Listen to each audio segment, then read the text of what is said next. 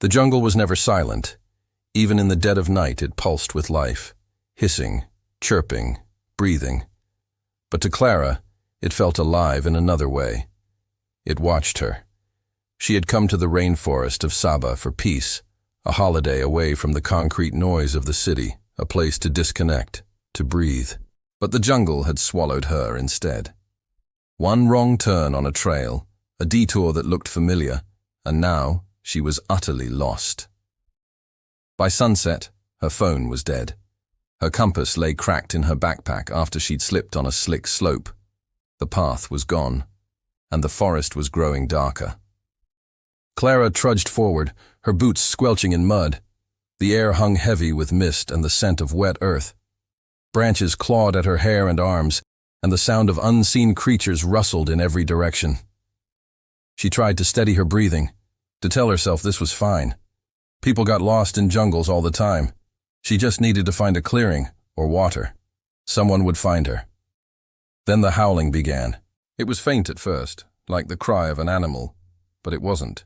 It was too human. A drawn-out moan that rose and fell through the trees. Her flashlight shook in her hand. "Hello?" she called, her voice trembling. "Is someone there?" No reply.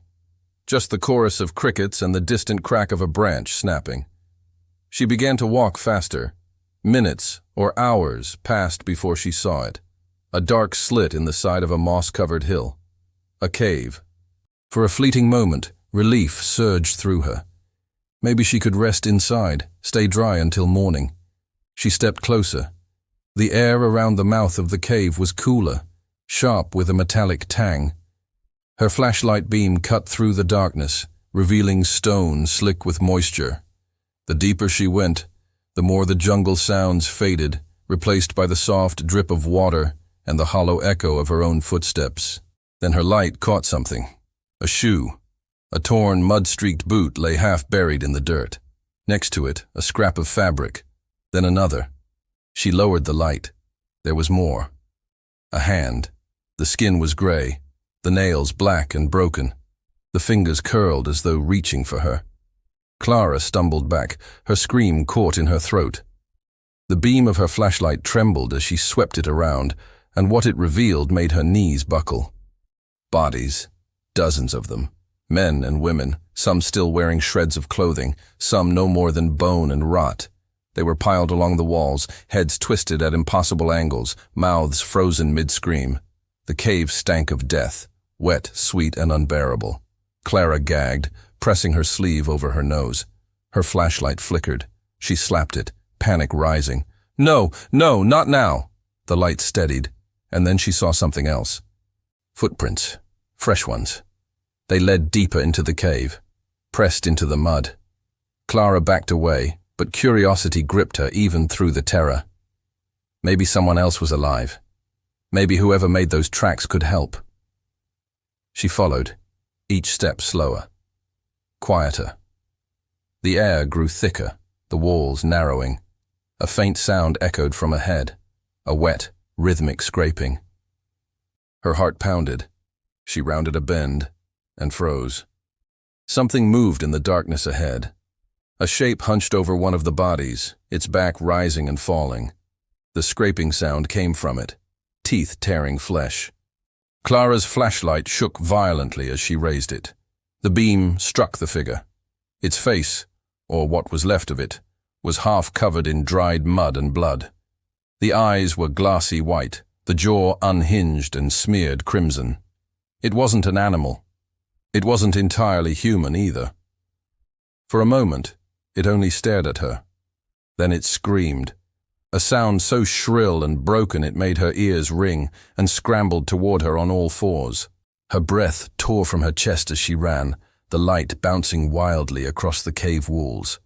Behind her came the slapping of wet limbs against stone, the guttural hiss of pursuit.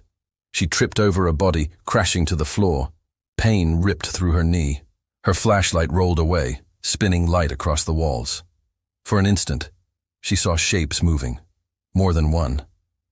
There were several of them, dozens, crawling out from the shadows, pale and silent except for their wheezing breaths.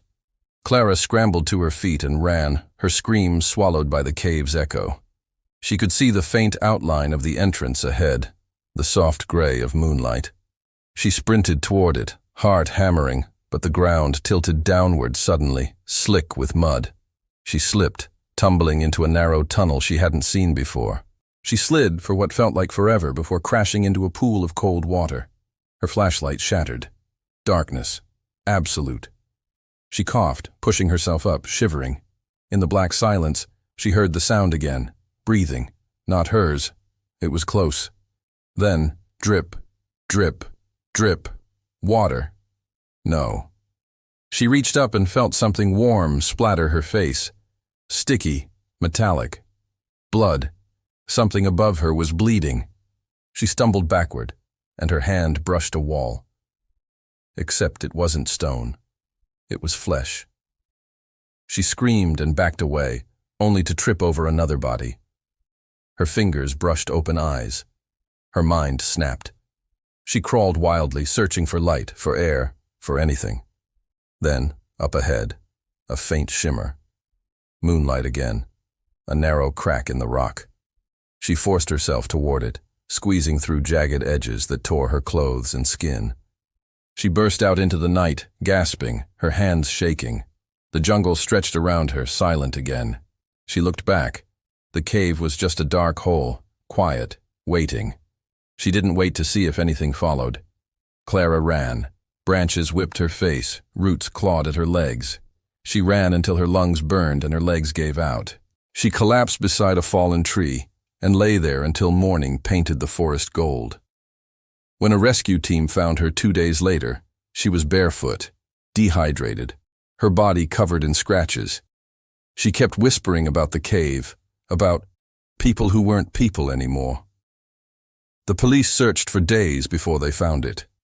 The cave was there, exactly where she said. The bodies were there too, piled high, half decayed. But there were no footprints, no signs of animals or men, only claw marks scored deep into the stone. When they checked again the next week, the entrance had collapsed. Clara never went home. She stayed in a small clinic near the edge of the forest, silent, staring out the window at the tree line. Sometimes at night, the nurses said they heard her whispering, low and broken. "Don't go in. They're still hungry." And when the wind blew through the jungle, if you listened closely enough, you could hear it too. The hollow breath of the cave, calling softly, waiting for someone else to lose their way.